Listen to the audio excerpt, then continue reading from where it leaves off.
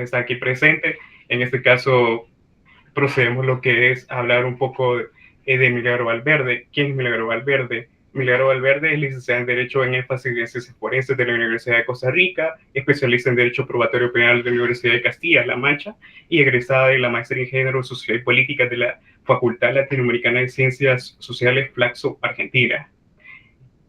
También nos parece que trabajó durante 5 años en la Secretaría de la Corte Interamericana de Derechos Humanos y actualmente es asesora legal para el Programa de América Latina del Centro de Derechos Reproductivos.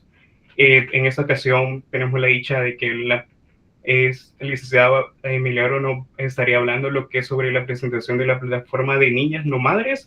Y pues procedemos a darle, muy agradecido, la bienvenida, licenciada. Le cedo la palabra a usted. Hola, muchísimas gracias a la Universidad de El Salvador y también al Observatorio Paola Guzmán Albarracín por la organización de este importante ciclo de conferencias. Y bueno, buenas tardes a todos, todas y todos los que se unieron. Para nosotras desde el Movimiento Niñas No Madres es un gusto poder compartir con ustedes lo que ha sido esta campaña y también contarles un poco de las decisiones que finalmente obtuvimos tras años de litigio internacional ante el Comité de Derechos Humanos de Naciones Unidas, porque como ya ustedes sabrán, en enero recibimos las decisiones del comité en los casos de Ecuador y Nicaragua, y ahorita en junio, de hecho, acabamos de recibir la decisión del comité en el caso de Fátima, y en todas estas decisiones el Comité de Derechos Humanos condena a los estados por las violaciones a los derechos humanos de niñas sobrevivientes de violencia sexual a quienes se les negó el acceso a la interrupción voluntaria del embarazo como un servicio esencial de salud. Entonces, bueno, para contarles un poco de la campaña y de estas decisiones, yo preparé una presentación, entonces ya se las voy a compartir por acá. Denme un segundo.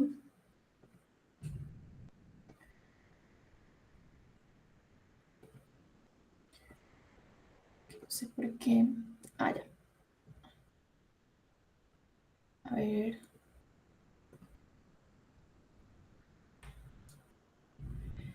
Listo. ¿Me cuentan, por favor, si alguna puede abrir el micrófono para contarme si ya están viendo la presentación? Sí, licenciada. Perfecto, muchísimas gracias por la confirmación. Bueno, como les comentaba, son Niñas No Madres, es una campaña, un movimiento, es muchísimo más que un litigio estratégico. De hecho, es una campaña multidimensional que reúne acciones de litigio estratégico, pero también acciones muy importantes de comunicaciones y de incidencia legal. Entonces, para contarles un poco de cómo surgió esta campaña, bueno, lo primero es que nosotras hemos identificado desde la sociedad civil, y también yo creo que es un problema que ha sido evidente para, por ejemplo, organismos internacionales de Naciones Unidas y otros organismos internacionales de protección de derechos humanos, que América Latina y el Caribe tiene un desafío alarmante en cuanto a las maternidades forzadas en niñas y adolescentes. Y de hecho, según datos del Fondo de Población de Naciones Unidas, América Latina y el Caribe es la segunda región en el mundo con las tasas más altas de partos de niñas menores de 15 años. Y de hecho, según datos de esta misma Agencia de Naciones Unidas, 5 de cada 100 niñas se convirtieron en madres en el 2021. Y es a partir de esta realidad tan alarmante y tan evidente, como decía, tanto para la comunidad internacional como para distintas organizaciones de la sociedad civil que trabajan en temas de derechos humanos, en temas de género, temas de niñez, que surge el movimiento Niñas No Madres.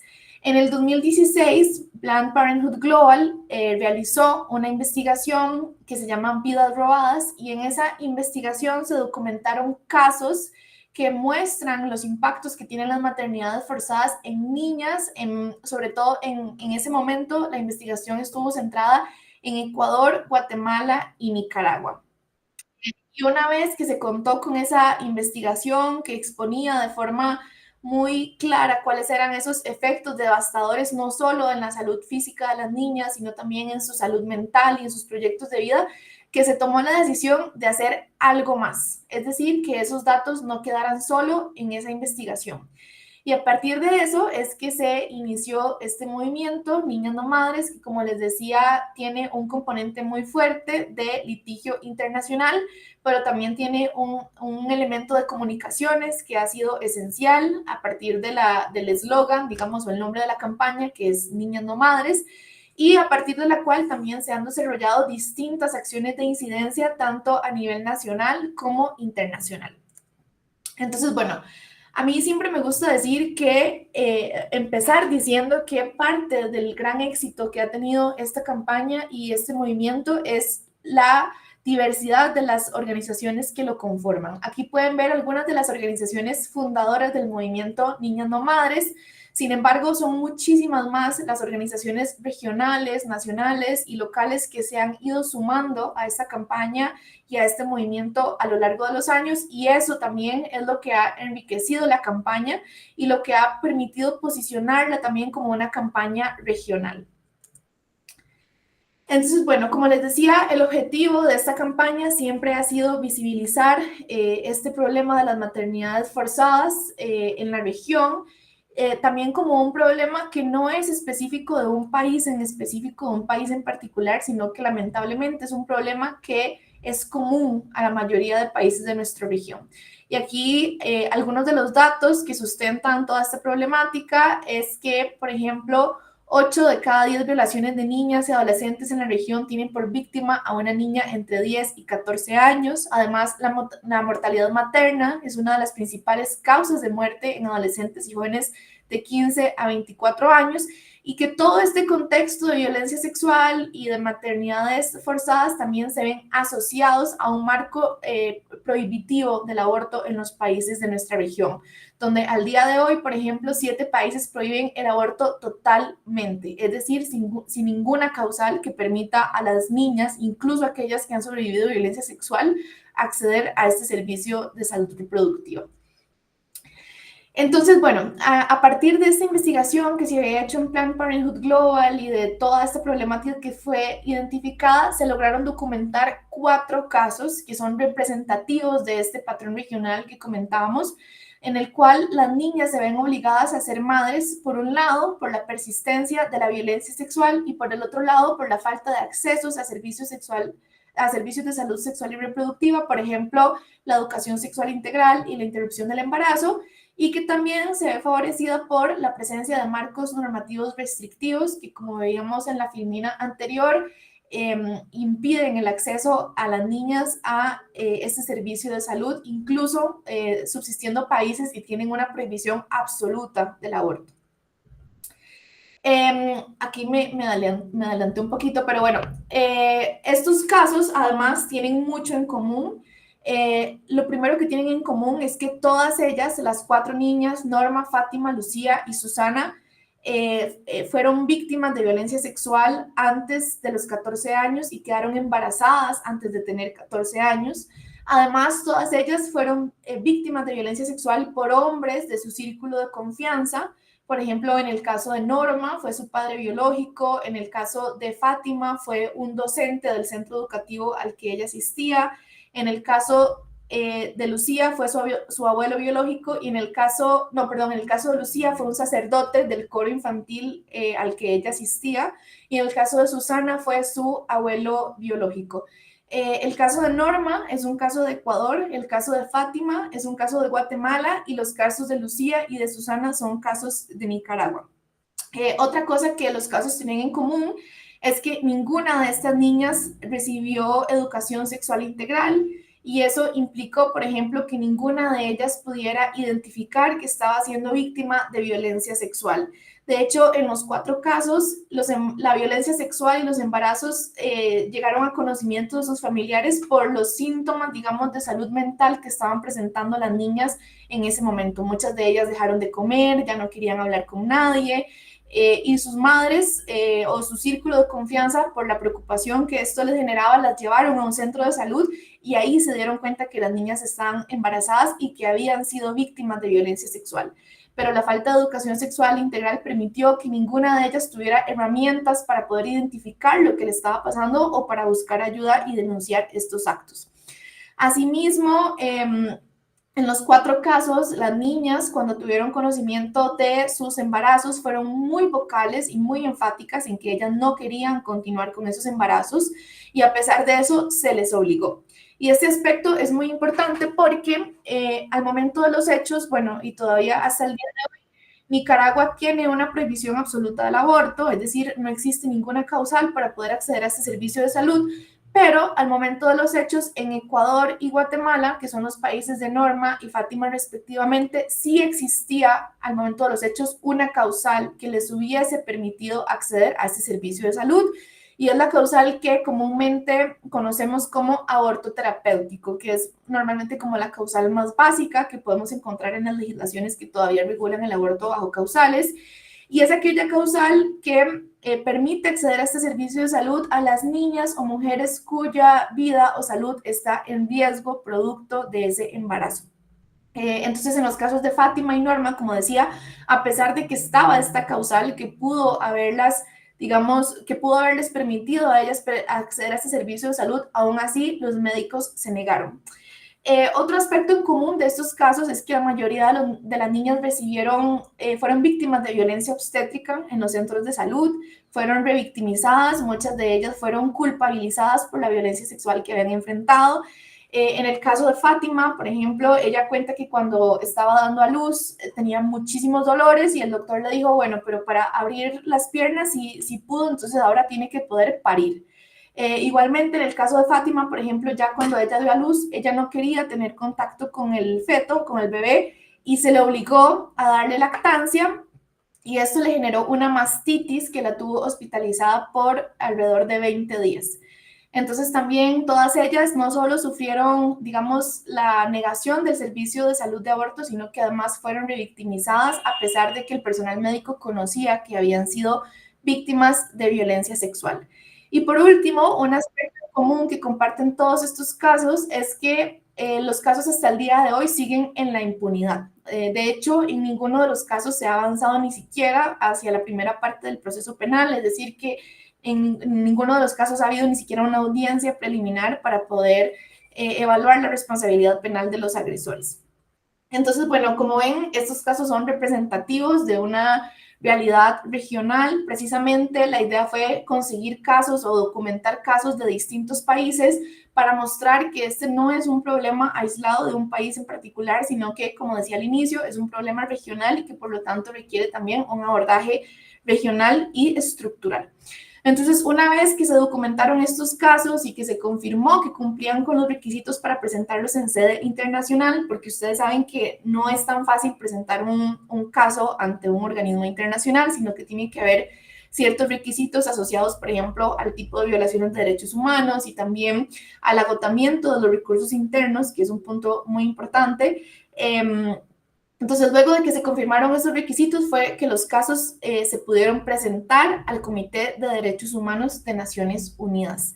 Estos casos se presentaron en mayo del 2019 y desde entonces, desde el movimiento Niñas No Madres, hemos estado realizando diferentes acciones de incidencia y de comunicaciones para seguir posicionando estos casos y también para ir preparando el camino para cuando llegaran las decisiones de estos casos, ya tener como un camino más preparado, un escenario, un contexto más listo, digamos, para la implementación de las decisiones.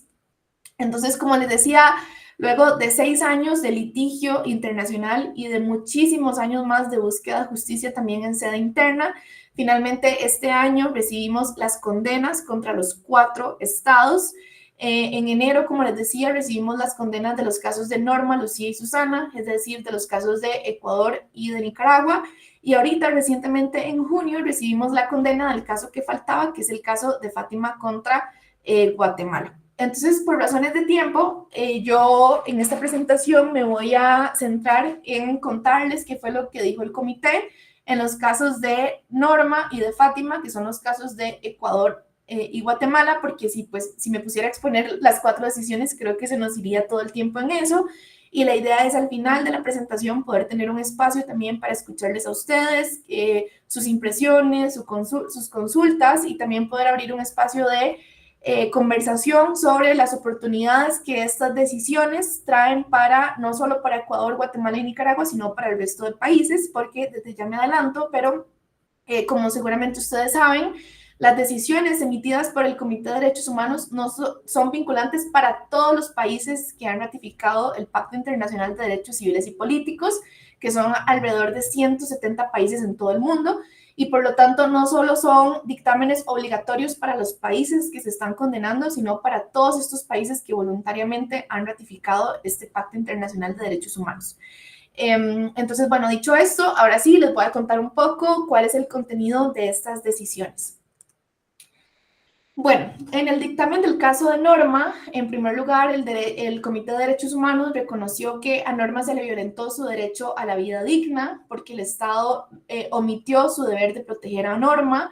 Y también aquí es muy importante que el comité reconoce que en Ecuador, al momento de los hechos, existía un artículo en el Código Penal que hubiese permitido que Norma accediera a la interrupción voluntaria del embarazo, que es la causal que les comentaba antes, que conocemos como aborto terapéutico y que está prevista en el artículo 150 del Código Penal. Entonces, el comité, para llegar a esta decisión, toma en cuenta que el Estado no adoptó ninguna medida para hacer posible la aplicación de este artículo, ni para lograr la plena efectividad del derecho que tenemos todas las personas a la salud sexual y reproductiva. El comité además reiteró su jurisprudencia, sus precedentes, según los cuales los estados deben eliminar los obstáculos existentes para el acceso efectivo de las mujeres y niñas a un aborto sin riesgo y legal. Y lo que viene aquí es muy importante, y es que por primera vez en toda su historia, el Comité de Derechos Humanos emite un precedente sobre los impactos de las maternidades forzadas. Y en ese sentido, el comité reconoce que la maternidad forzada interrumpe y obstaculiza los objetivos personales, familiares, educativos y profesionales y restringe gravemente el proyecto de vida de las niñas madres y su derecho a una vida digna. Como decía, estas decisiones son históricas, son un hito realmente en la protección de los derechos sexuales y reproductivos, porque es la primera vez que el comité se refiere a los efectos de las maternidades forzadas, específicamente en aquellos efectos diferenciados que tienen estas maternidades en las niñas y adolescentes. El segundo derecho que el comité reconoció que se le violó a Norma es el derecho a no ser sometida a torturas o tratos crueles. Aquí el comité trae un precedente de otro caso que también hace parte de la campaña Niñas No Madres, pero este es un caso que se presentó ante el Comité de los Derechos del Niño, que es el caso de Camila contra Perú. Y en la decisión del caso de Camila, el Comité de Derechos del Niño dice que en el caso de niñas embarazadas debe valorarse la afectación especial y diferenciada en la salud física y mental que supone el embarazo en la niñez.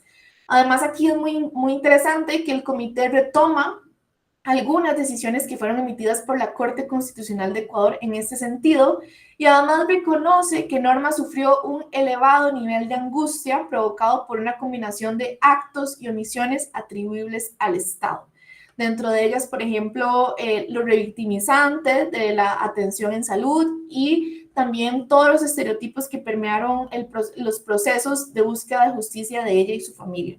Y en ese sentido, el comité reconoce que la negación del aborto constituye una vulneración del artículo 7, y el artículo 7 se refiere precisamente al derecho que todas las personas tenemos de vivir libres de torturas o tratos crueles, cuando la salud física o mental de la mujer está en riesgo, cuando la edad de la víctima influye en la intensidad del sufrimiento y aún más cuando se trata de una menor de edad víctima de abusos sexuales.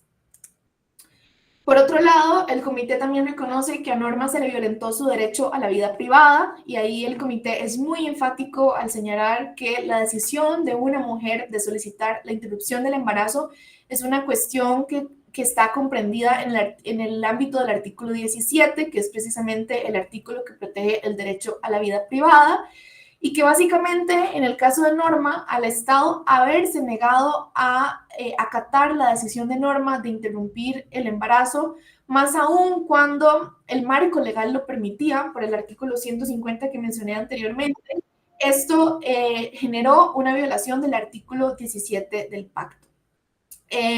Otro derecho que es muy importante y que fue reconocido como violado en el caso de Norma es el derecho de acceso a la información. Y aquí el comité es muy interesante porque trae un estándar desarrollado por la Corte Interamericana de Derechos Humanos, justamente en el caso Paola Guzmán Albarracín. Como ustedes recordarán, el caso de Paola Guzmán Albarracín es el caso de una niña que fue víctima de violencia sexual por parte del vicerrector del centro educativo al que ella asistía. Ella se suicidó producto de todo el sufrimiento que le generó estos actos de violencia sexual. Y la Corte Interamericana de Derechos Humanos reconoce por primera vez que la educación sexual integral es una parte fundamental del derecho a la educación y que además es una herramienta poderosa y necesaria para que las niñas y adolescentes puedan comprender las implicaciones de las relaciones sexuales y afectivas, sobre todo en relación con el consentimiento. Entonces, en este caso, hay un diálogo entre sistemas muy interesante, entre el Sistema Interamericano de Protección de Derechos Humanos y el Sistema Universal, del cual el Comité de Derechos Humanos hace parte, porque el Comité de Derechos Humanos trae este estándar desarrollado por la Corte Interamericana y dice que el derecho de acceso a la información comprende el derecho a recibir información y educación de calidad y basada en datos empíricos en materia de salud sexual y reproductiva, que es justamente lo que dice la Corte Interamericana en el caso de Paola Guzmán Albarracín. Y aquí el comité pues dice precisamente que esta falta de información sobre las posibilidades que Norma tenía de interrumpir su embarazo impidió que ella pudiera tomar decisiones libres, informadas respecto a su salud sexual y reproductiva, y tuvieron como consecuencia tanto su embarazo forzado como su maternidad forzada. Finalmente, el Comité de Derechos Humanos reconoce que en el caso de Norma se violentó el derecho a la igualdad y no discriminación. Aquí el comité se refiere a la negativa del Estado de prestar a Norma servicios de salud reproductiva y a los que además tenía derecho conforme a la legislación interna, lo cual denota estereotipos basados en género sobre la función reproductiva de la mujer. Es decir, el comité aquí reconoce esos estereotipos según los cuales las mujeres tenemos que sacrificarnos por un embarazo, incluso si ese embarazo pone en riesgo nuestra vida e incluso si ese embarazo es producto de violencia sexual y somos niñas. Entonces el comité lo que concluye es que tanto la violencia sexual como la falta de acceso a servicios de salud específicos para la mujer constituyen una forma de violencia de género contra la mujer y de discriminación de género. Y aquí nuevamente hay un diálogo muy interesante entre sistemas, porque el comité vuelve a traer los estándares desarrollados por la Corte Interamericana de Derechos Humanos en el caso de Paola Guzmán Albarracín y reconoce que hubo una discriminación interseccional entre el género y la edad, es decir, de Norma, no solo por ser mujer, sino también por ser una niña. Y esto es muy importante porque, como ustedes saben, muchas veces las niñas son quienes más enfrentan barreras para acceder a este tipo de servicios de salud sexual y reproductiva, entre otras cosas por visiones adultocentristas, según las cuales ellas no tienen capacidad para tomar decisiones libres, autónomas e informadas sobre su salud. Y esto constituye, por supuesto, una forma de discriminación interseccional. Una vez que el comité hace todo este análisis de fondo, el comité, como ustedes ya saben, ordena dos tipos de reparaciones. Una son las reparaciones individuales, que son tendientes a reparar a la víctima directa de todas estas violaciones de derechos humanos, y otras son las reparaciones estructurales o garantías de no repetición, que tienen, como su nombre lo indican, una vocación transformadora para que casos como este no se repitan. Entonces, respecto a las reparaciones individuales, el comité ordenó a Ecuador reparar integralmente a Norma por el daño sufrido, incluyendo una indemnización adecuada. También reparar su proyecto de vida, incluyendo apoyo para que pueda terminar de estudiar el bachillerato y llevar a cabo educación superior.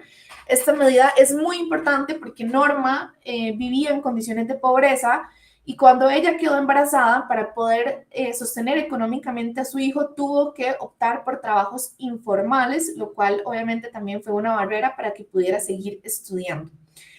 También el comité ordenó a Ecuador garantizar el acceso a educación de todos los niveles para su hijo y proporcionar atención psicológica especializada tanto para ella como para su hijo hasta que ella y los especialistas lo consideren necesario.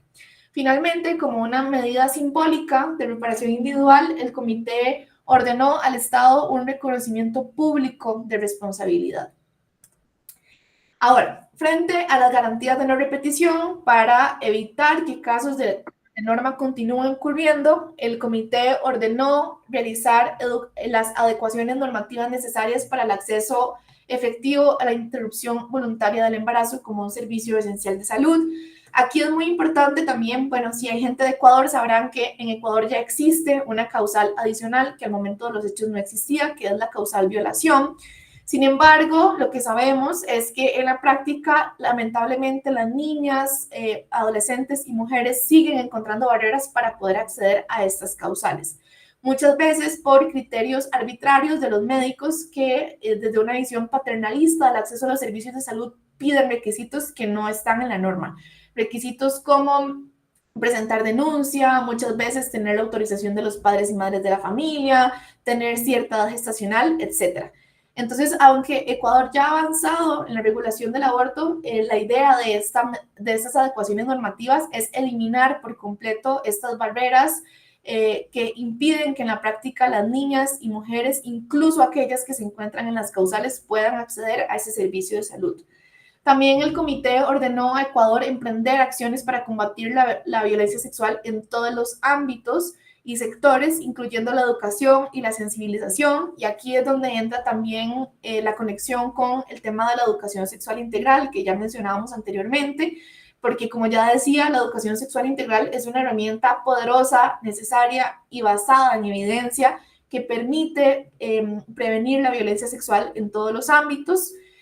También la capacitación a profesionales de salud y operadores de justicia sobre atención integral en casos de violencia sexual y para que velen por una actuación efectiva cuando existe peligrosidad debido a antecedentes por agresiones similares.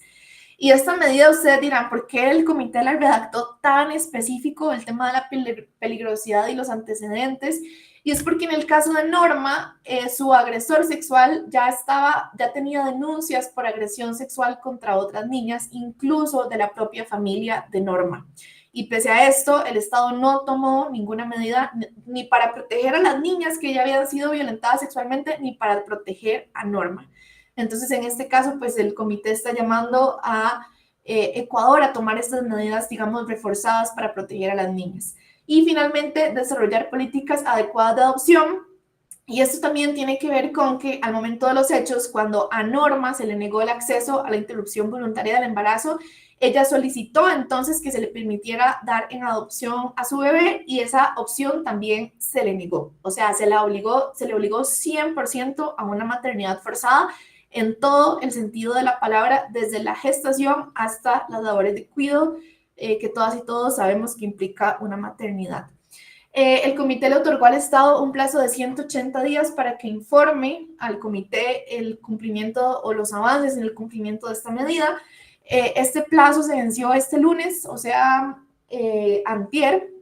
Estamos esperando para que el comité nos mande a nosotras el informe que el Estado presentó y nosotras poder formular observaciones a este informe. Sin embargo, lo que les puedo adelantar es que realmente no ha habido ningún avance sustantivo en la implementación de estas medidas. Algunas de las instituciones del Estado han mostrado una buena voluntad para avanzar en la implementación, sin embargo, esto todavía no se ha concretado, a pesar de que ya se cumplió este primer plazo que el comité otorgó. Ahora, como les decía, el segundo dictamen que les quiero presentar por razones de tiempo es el dictamen de Fátima. Sin embargo, si ustedes quieren, al final de la presentación podemos conversar sobre los dictámenes de Nicaragua, los dictámenes de Lucía y Susana. Pero bueno, no quería que todo el tiempo de la presentación se me fuera en hablar yo, sino que también tuviéramos un espacio para escucharles a ustedes y para conversar. Entonces, bueno, en el caso de Fátima, que es el caso de Guatemala, el comité igualmente determinó que a Fátima se le había violentado su derecho a la vida digna. Ahí el comité toma en cuenta que habían diversos informes psicológicos que exponían que Fátima presentaba graves afectaciones a su salud física y también a su salud mental y que el embarazo era de por sí de alto riesgo. Y el comité hace esta consideración porque a lo largo de estos 6 años de litigio ante el Comité de Derechos Humanos, el Estado, en todas sus comunicaciones y en todos sus informes, ha negado que el embarazo de Fátima fuera un embarazo de alto riesgo. El Estado además ha negado esto porque, como yo les comentaba al principio, en Guatemala, también existe una causal, que es la misma causal de aborto terapéutico, y a Fátima no se le permitió acceder a este servicio de salud. Entonces, la defensa del Estado básicamente ha sido que a Fátima no se le permitió acceder al servicio de salud porque el embarazo de Fátima no era de alto riesgo, a pesar de que era una niña. Y a pesar de que ya desde hace muchísimos años existe evidencia científica de cómo las niñas están expuestas a mayor riesgo de morbilidad y mortalidad materna producto de estos embarazos. Entonces el comité primero expone que sí había prueba de las afectaciones graves a su salud física y también reconoce que si bien el artículo 137 del Código Penal abarca esta causal legal para interrumpir el embarazo, Guatemala no tomó ninguna medida que hiciera posible la aplicación efectiva del aborto al caso de Fátima. Por lo tanto, nuevamente reconoce que el Estado tuvo una violación por omisión porque no adoptó las medidas necesarias para lograr la plena efectividad de todas las personas a la salud sexual y reproductiva. El comité reitera lo que ya les decía también en el caso de Norma, respecto a que los estados deben eliminar los obstáculos existentes para el acceso efectivo de las mujeres y las niñas a un aborto sin riesgo ilegal. Y también vuelve a exponer el estándar sobre los impactos de las maternidades forzadas en los proyectos personales, familiares, educativos y profesionales de las niñas y cómo esto impacta, por supuesto, su derecho a una vida digna.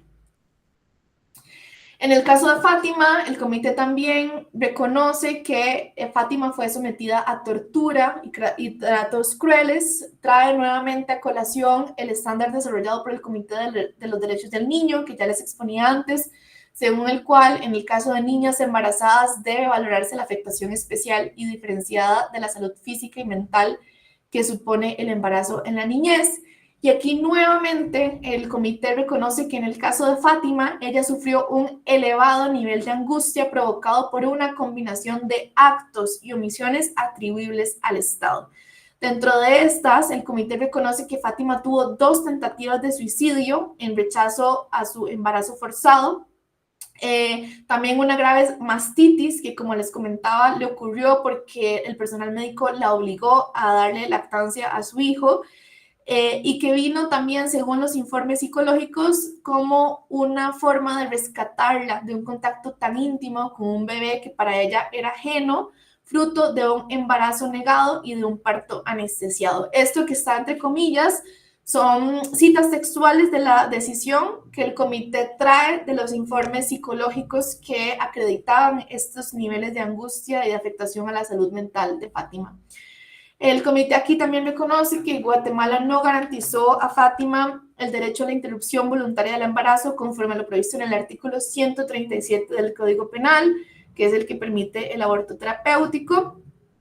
Y nuevamente, el comité reitera que la negación al acceso al aborto constituye una vulneración al derecho de todas las personas a no ser sometidas a torturas o tratos crueles, cuando la salud física o mental de la mujer está en riesgo, cuando la edad de la víctima está influyendo en la intensidad del sufrimiento y sobre todo en aquellos casos de niñas víctimas de violencia sexual.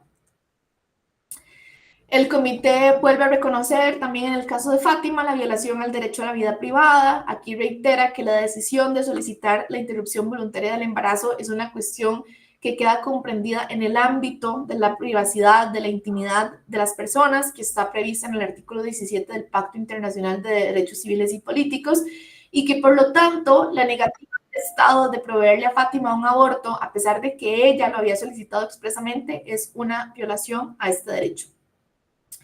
En cuanto al acceso a la información, aquí hay un componente muy particular y es que más allá de traer los estándares del caso de Paola Guzmán Albarracín y de reconocer nuevamente que el derecho de acceso a la información comprende el tema de la educación sexual integral, en el caso de Fátima, el comité llama la atención de Guatemala y le hace ver que desde el 2018 el comité ha expresado su preocupación por informaciones que denuncian una deficiente ejecución del programa para impartir educación sexual integral y que ya el comité ha recomendado al Estado garantizar el acceso pleno a esta educación para sensibilizar a niños y niñas en todo el país. En cuanto al derecho a la igualdad y no discriminación, el comité aquí reconoció los comentarios vejatorios que recibió Fátima en sede de salud, lo que les comentaba que le decía el personal médico cuando ella asistía a sus controles, así como las estigmatizaciones tanto en sede privada como pública en el centro educativo. Algo que no les conté antes y que está relacionado con este punto es que cuando Fátima quedó embarazada, y esto fue de conocimiento de la comunidad, ella sufrió muchísima estigmatización porque el agresor de Fátima no solo era una persona, digamos, de una institución pública de Huehuetenango, que es la zona donde vive Fátima, sino que también era un profesor universitario con mucho dinero, entonces era una persona muy reconocida social y políticamente en la ciudad, y por lo tanto Fátima fue muy estigmatizada, culpabilizada por la violencia sexual que ella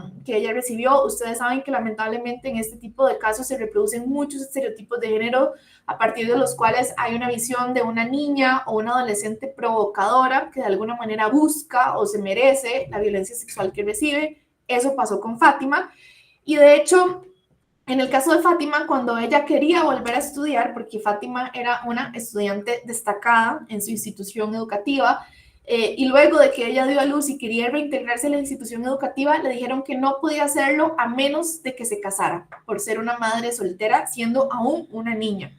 Entonces ahí fue cuando Fátima tuvo que acudir a una ONG que trabajaba precisamente temas de género y con el apoyo de la ONG pudo presentar acciones legales que le permitieron reincorporarse al sistema educativo. Pero entonces es precisamente estos aspectos que el comité toma en cuenta también para declarar la violación al derecho a la igualdad y no discriminación. Y bueno, en cuanto a los servicios de salud reproductiva, el comité vuelve a traer el tema de los estereotipos basados en género sobre la función reproductiva de la mujer y reconoce que tanto la violencia sexual que fue cometida además por una persona de la cual la autora dependía económicamente, es una forma también de discriminación. Y esto es muy importante porque en el caso de Fátima, recordemos que su agresor era un profesor del centro educativo donde ella estudiaba, la familia de Fátima también vivía en condiciones de pobreza, y este profesor le ayudaba a la familia de Fátima económicamente para los gastos educativos. Entonces les compraba útiles escolares, les compraba uniformes, y de esa forma fue que se pudo acercar y ganar la confianza de la familia de Fátima. Y de hecho, este caso es de Fátima, pero también luego nos dimos cuenta que la hermana de Fátima también fue violentada sexualmente por el mismo agresor. Lo que nos dice también que era un hombre, o sea, un depredador sexual en un centro educativo de niñas y niños, lo cual es pues sumamente preocupante, pero lamentablemente no es poco común tampoco en la región. Y bueno, aquí nuevamente el comité reconoce que hay una discriminación interseccional y en este caso reconoce que esta discriminación interseccional no solo se da por el género y la edad de Fátima, sino también por la situación de pobreza de la familia que enfrentaba en ese momento. Respecto a las reparaciones individuales para Fátima, bueno, primero el comité ordena a Guatemala repararla integralmente por el daño sufrido, también reparar la afectación a su proyecto de vida, incluyendo el apoyo para que pueda terminar la educación superior. Fátima es maestra, y también cursar las áreas extracurriculares que le permitan llevar adelante su plan de vida. También el comité ordenó acceso a la educación de todos los niveles para su hijo, y proporcionar la atención psicológica especializada para ella y su hijo hasta que lo consideren necesario. Además, algo que no les conté antes, bueno, yo les dije que todos estos casos seguían en la impunidad, pero el caso de Fátima es un caso así descarado, podríamos decir, porque su agresor, hay registros de cómo él entra y sale del país, hay registros de cómo él va a votar, por ejemplo, en las elecciones, y aún así, el agresor nunca ha sido aprehendido. Y hace poco, cuando salió el dictamen, nos reunimos con Fátima y su mamá, y la mamá de Fátima nos contaba que para ella era muy difícil, muy frustrante toda esta situación, porque cada vez que ella acudía a la fiscalía para pedir información sobre cómo avanzaba el proceso penal, el expediente se había perdido. Entonces, en el caso de Fátima sí ha sido muy evidente la negligencia estatal para poder avanzar en el proceso penal, y también ha sido muy evidente cómo esta situación de poder económico y social del agresor se ha traducido en impunidad. Por eso es que el comité en el caso de Fátima además ordena esta medida en específico. Y también el comité ordena, al igual que en el caso de Norma, llevar a cabo un acto público de reconocimiento de responsabilidad internacional. Como garantía de no repetición, algo muy interesante en el caso de Fátima es que el lenguaje que usa el comité es un poco más específico del lenguaje que usa el comité en el caso, por ejemplo, de Norma, de Ecuador. Entonces aquí lo primero que el comité le pide a Guatemala es realizar adecuaciones normativas para asegurar que todas las niñas víctimas de violencia sexual tengan acceso efectivo a la interrupción voluntaria del embarazo, y haciendo, entre otras cosas, 1, el protocolo para atender el aborto terapéutico, y 2, una iniciativa de ley para despenalizar el aborto en casos de violación. Y esto es porque, a diferencia de Ecuador, por ejemplo, donde ya existe una causal violación, en Guatemala todavía no. Es decir, la causal que existía al momento de los hechos en el caso de Fátima es la misma causal que existe hasta el día de hoy. La segunda medida que el comité ordena a Guatemala es emprender acciones para combatir la violencia sexual en todos los sectores, incluyendo el mejoramiento de la educación sexual integral, la campaña de sensibilización pública y una campaña de sensibilización pública y también en la administración de justicia, precisamente por lo que les decía de la revictimización que ha habido en el sistema de justicia, donde se culpabiliza y se retarda lo más que se puede este tipo de procesos. También respecto a las garantías de no repetición, el comité ordenó a Guatemala capacitar sobre atención integral en casos de violencia sexual a profesionales de la salud, específicamente a aquellos profesionales que trabajan en las clínicas especializadas para la atención integral de niñas y adolescentes víctimas de violencia sexual, y también a operadores de justicia. También ordenó a Guatemala establecer un sistema de registro de casos de violencia sexual, embarazo y maternidad forzada en niñas y adolescentes. Y este registro va a ser muy importante, no solo para poder mapear cómo está la situación de violencia sexual y embarazos y maternidad forzadas en niñas y adolescentes, sino también para medir la efectividad de las otras medidas estructurales que se ordenaron. Porque, por ejemplo, si hoy se levanta este registro y se determina, por ejemplo, que hay 500 casos de maternidad forzadas al año en el país, lo esperable es que sí se implementa adecuadamente la educación sexual integral, las capacitaciones a profesionales de salud, operadores de justicia. Quizás en unos 3 años ya deberíamos ver una baja considerable en este número de casos. Entonces, este sistema de registro también va a servir para eso. Y en este caso también el desarrollo de políticas adecuadas de adopción.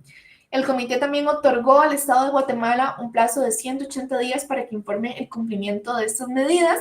Y pues ese plazo ya en este momento está corriendo, se va a vencer, si no me equivoco, en noviembre, diciembre, por ahí. Entonces, el caso de Fátima va un poco después, digamos, del caso de Norma en estos tiempos. Y bueno, finalmente, antes de abrir la conversación para escucharles a ustedes, también quería invitarles a seguirnos. Nosotras estamos en todas las redes sociales, en Instagram, en Twitter, en Facebook, en TikTok, como Niñas No Madres. Ahí pueden ver muchísima más información sobre las acciones que estamos realizando en los distintos países. Y también en nuestra página web, niñasnomadres.org, hay muchísimos recursos que pueden serles de utilidad, donde no solo, por ejemplo, hay resúmenes de estos casos, también están las decisiones completas del Comité de Derechos Humanos en español en los 4 casos. También tenemos materiales para poder conversar sobre este problema de las maternidades forzadas con distintos públicos, con profesionales de la salud, con profesionales del sector educativo, etcétera, etcétera. Entonces, bueno, si ustedes ahí se meten a chismosear en nuestra página web, pueden encontrar muchísimos recursos que pueden servirles también o para aprendizaje propio o para compartir en el trabajo que realizan desde sus organizaciones. Entonces, bueno, yo lo dejaría hasta acá. Y ahora más bien me encantaría poder escucharles.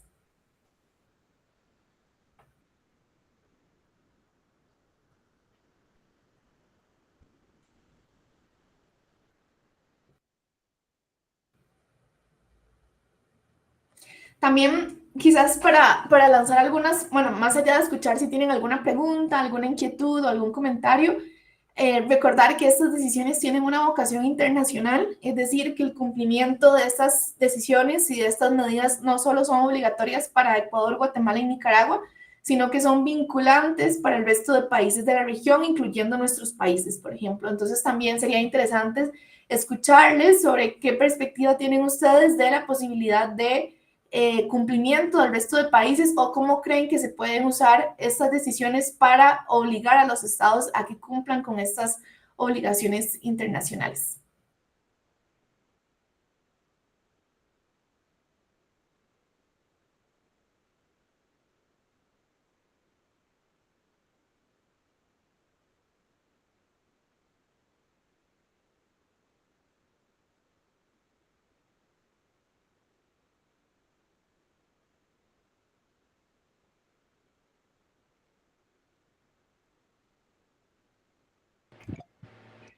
Buenas tardes.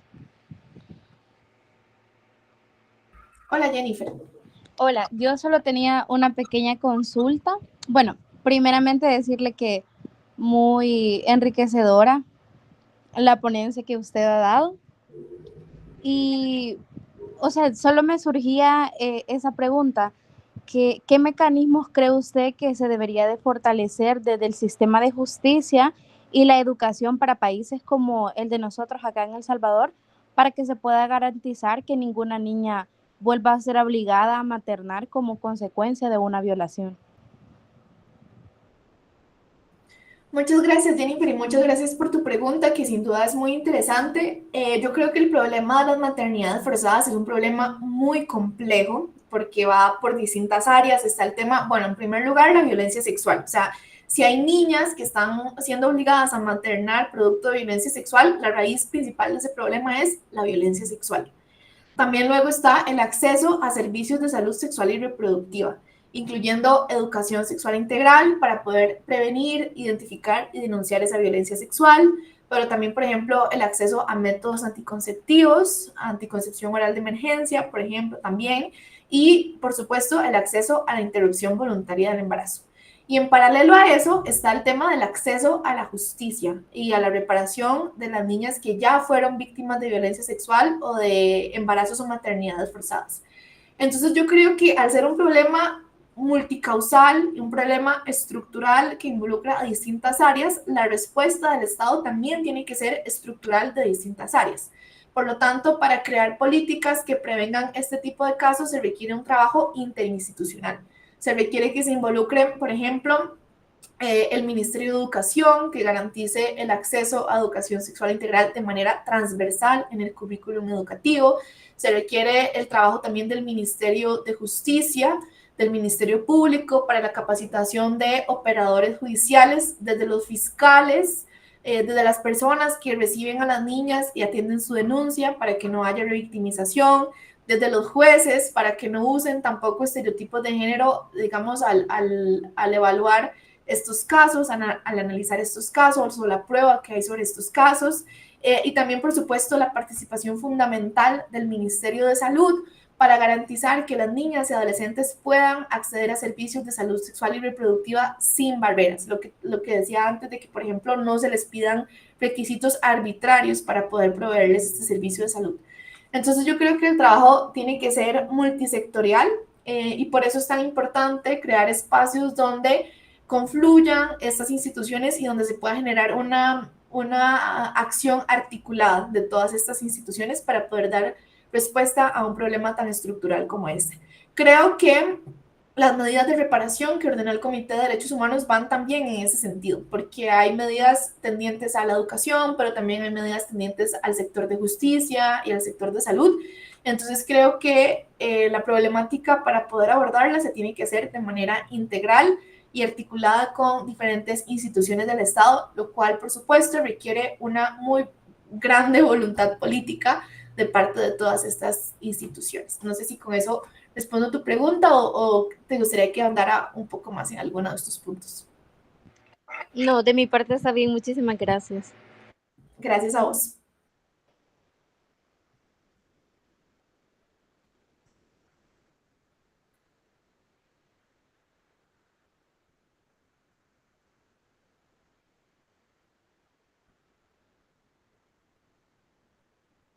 ¿Alguna otra pregunta, comentario?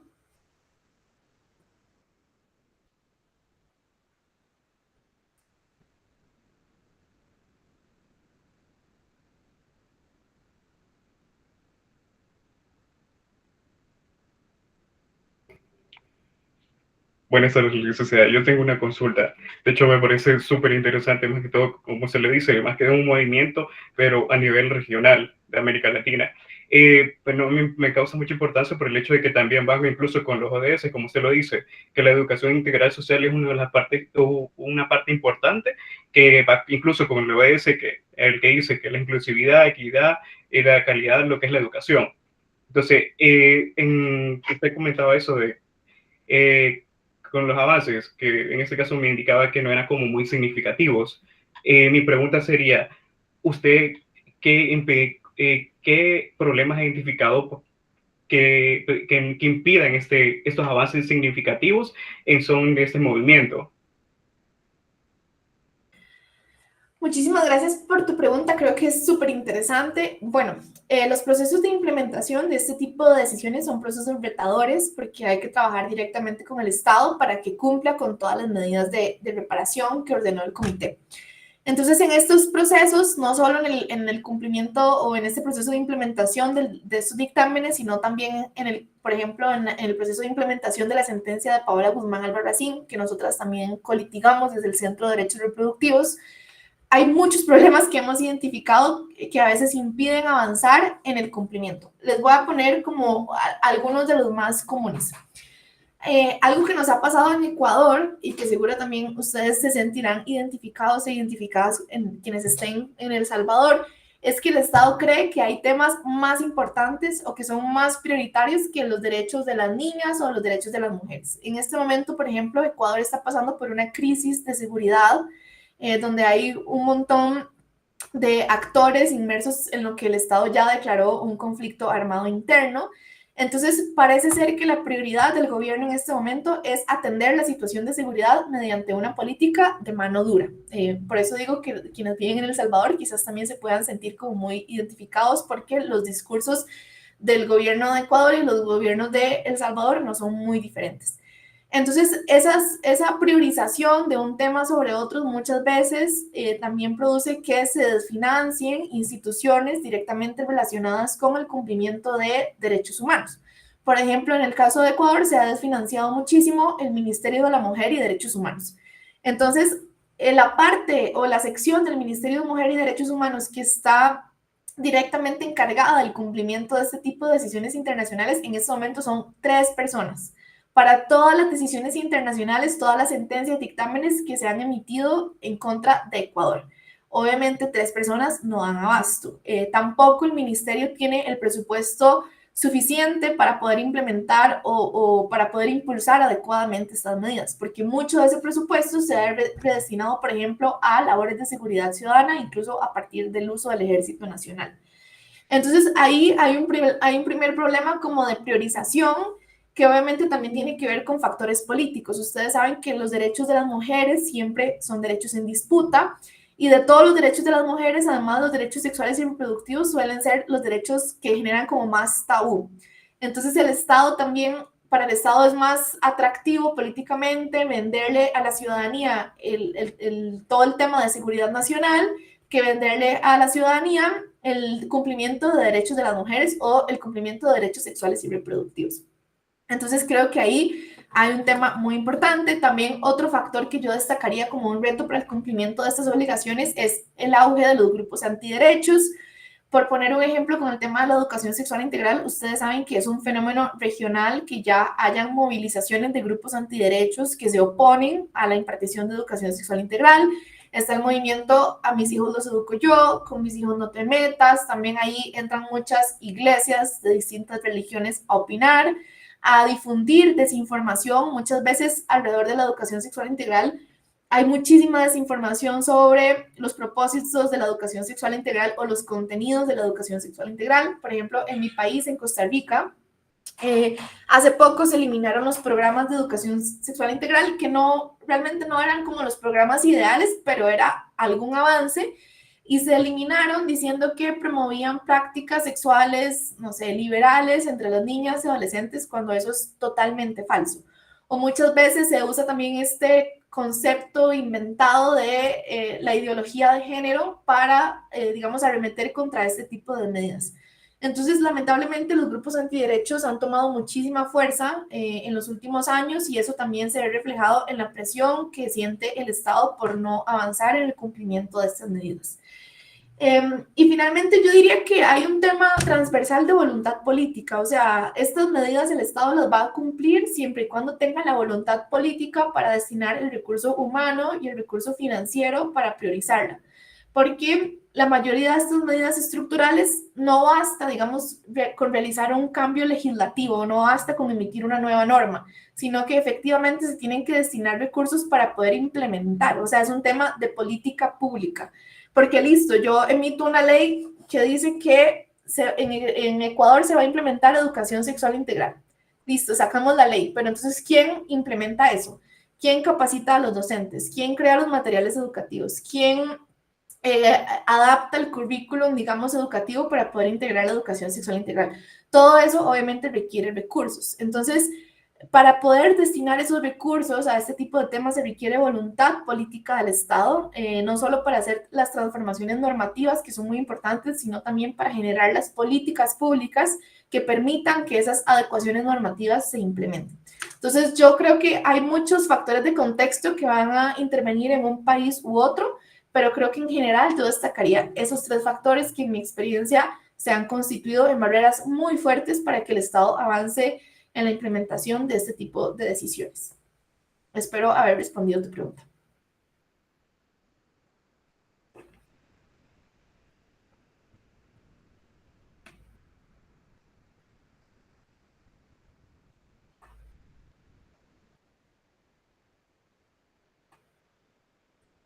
¿Alguna otra pregunta, comentario? ¿Alguna que quisiera compartir alguna experiencia que haya escuchado de otros casos similares?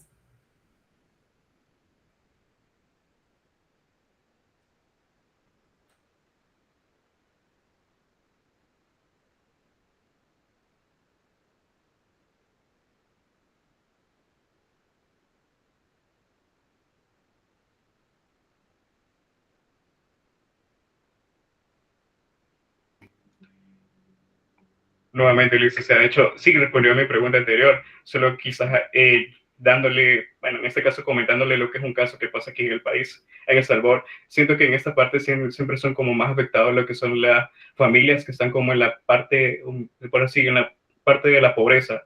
¿Por qué? Incluso desde el hogar, bueno, a mí me tocó una vez, en una ocasión, llegar a un pueblo en el cual, pues, se sabía de que en una familia había una niña que tenía como 13, 14 años que fue violada por una persona siempre ahí, y en este caso se tenía de que, como siempre está la de la parte de la familia a veces quizás no apoya en estos casos, por lo cual la madre le decía de que no podía decir nada y que pues al final como eso es lo que impide es prácticamente que las niñas abandonen su futuro por una maternidad forzada. Al final no levantan la voz porque no se les da la opción de decidir sobre su propio cuerpo, también poco se concientizan y al final prácticamente se dedican a eso, a una maternidad.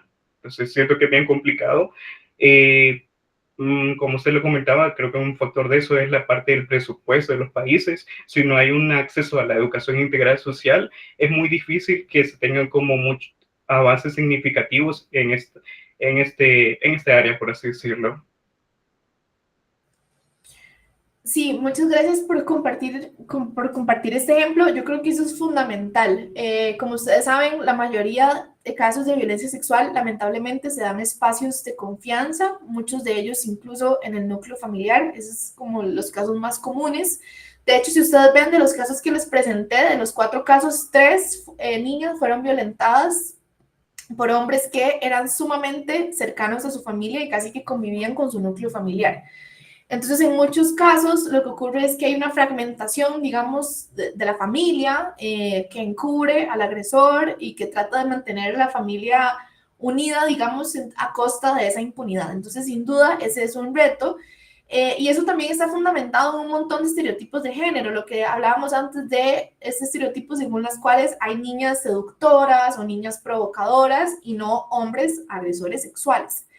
Incluso en algunos lugares, en algunas zonas, se considera que o sea, que es normal que una niña de 13, 14 años consienta, entre comillas, obviamente, una relación sexual con un hombre que a veces es 20, 30, más años mayor que ella, o sea, que básicamente podría ser su papá, su abuelo, su bisabuelo a veces. Entonces, por eso es que es tan importante también las campañas de sensibilización general. La educación sexual integral, obviamente que nosotras ponemos el foco en los impactos que puede tener en la vida de niñas y adolescentes, pero realmente la educación sexual integral es una herramienta que debería ser transformadora para toda la sociedad, para entender, para que todas y todos podamos entender por qué no es normal ni está bien que una niña tenga, por ejemplo, un novio que le triplica la edad. Por poner un ejemplo, ¿por qué ahí el consentimiento está viciado? Entonces, todo este tipo de estereotipos de género, de desinformación, también se producen por falta de educación, a una educación sexual integral, que obviamente nosotras siempre, como decía, resaltamos los efectos que pueden tener en las niñas y adolescentes, pero que realmente debería transformar a la sociedad entera.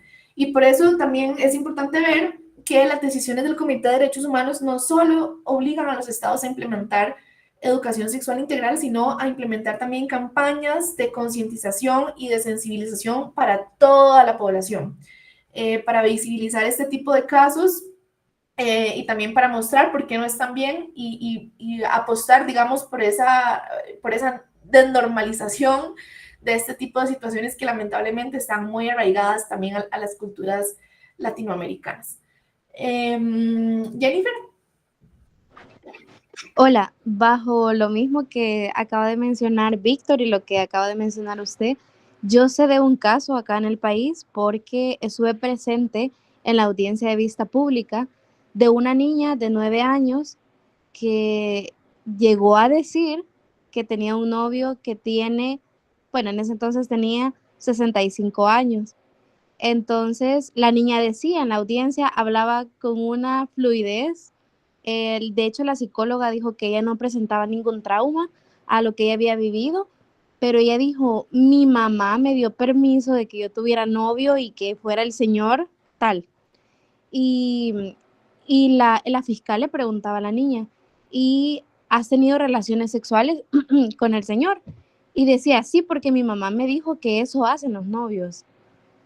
Y se presentó, el delito fue hecho con modalidad continuada y ella decía que prácticamente lunes, miércoles, viernes y domingo tenían relaciones sexuales y la niña quedó embarazada, pero por estar tan chiquita, por ser tan delgadita, perdió a su bebé.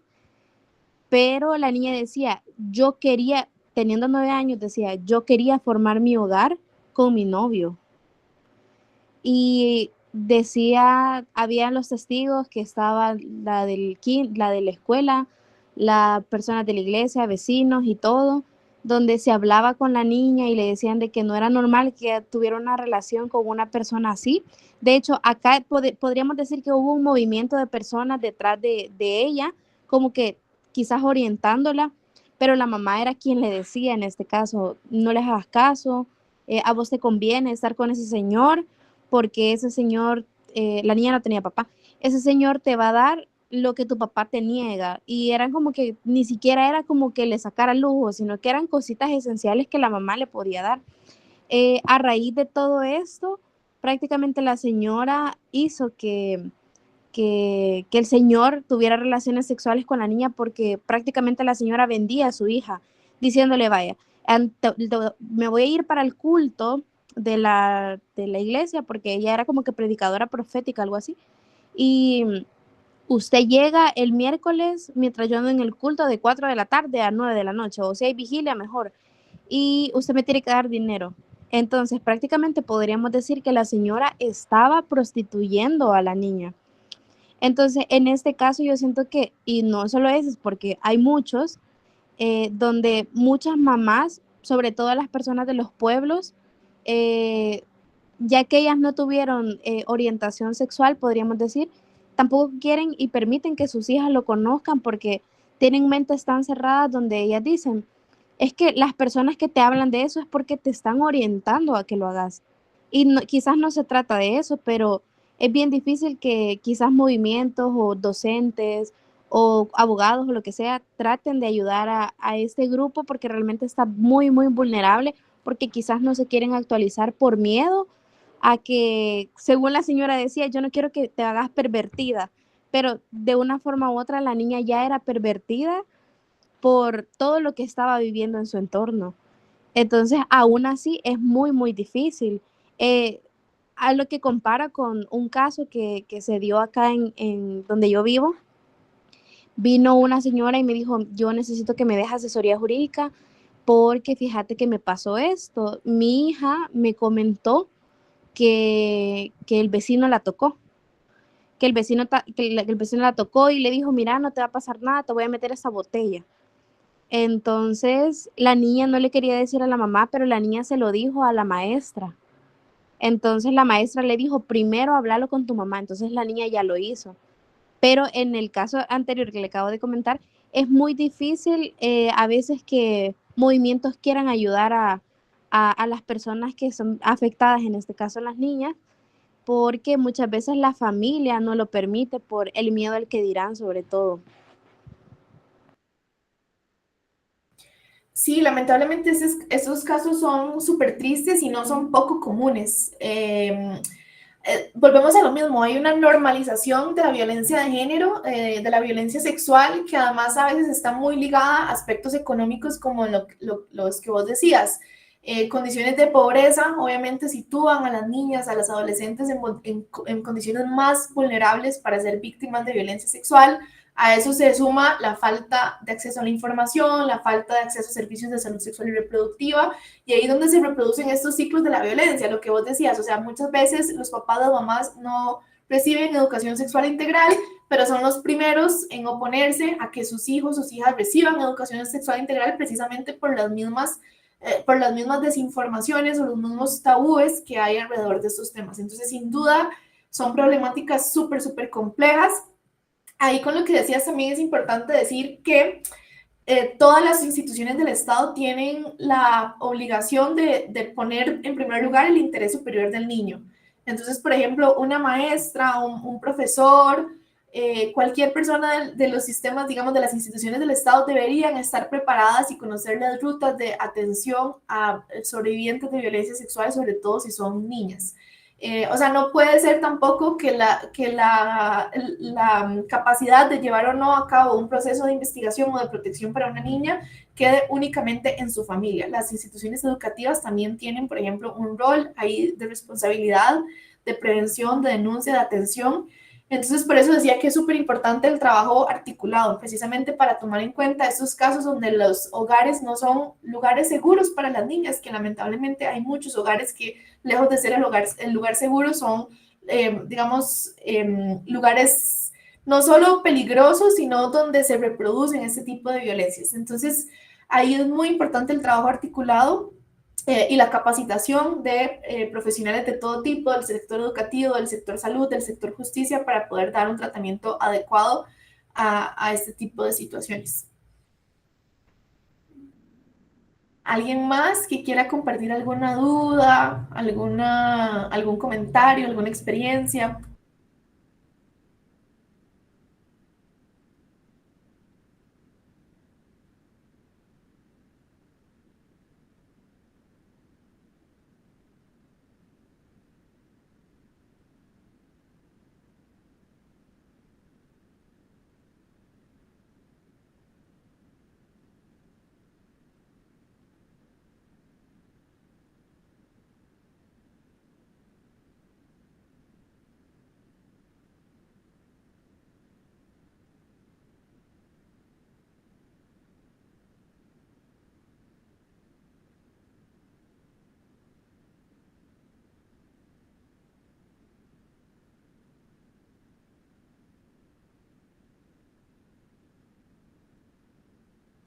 Listo, bueno, yo creo que entonces estamos.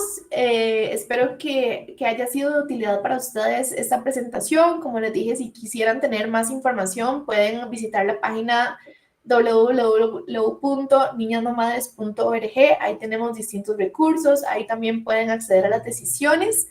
De nuevo, les agradezco muchísimo a la Universidad de El Salvador y al Observatorio Pablo Guzmán Albarracín por la invitación, y ha sido un gusto compartir con ustedes esta campaña y estas decisiones con ustedes.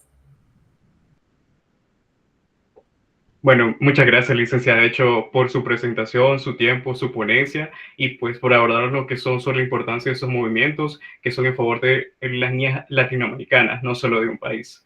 Esos esfuerzos al final permiten lo que es visibilizar una problemática que representa una deuda social por los estados. La educación integral, bueno, sigue siendo lo que es un desafío a nivel regional, no exclusivo de ciertos países, como usted lo menciona, pues, y es urgente abordarlo de manera o forma estructural.